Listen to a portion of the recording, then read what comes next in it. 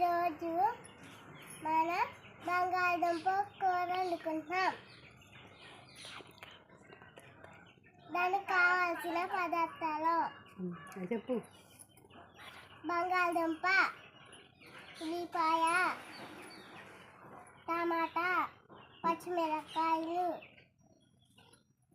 కారం, సాల్ట్, మసాలా, నూనె.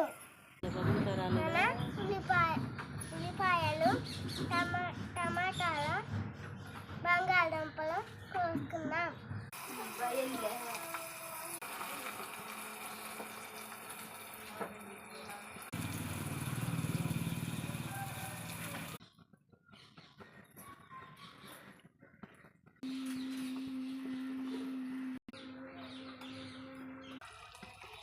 ఫైనల్లీ ఆమెని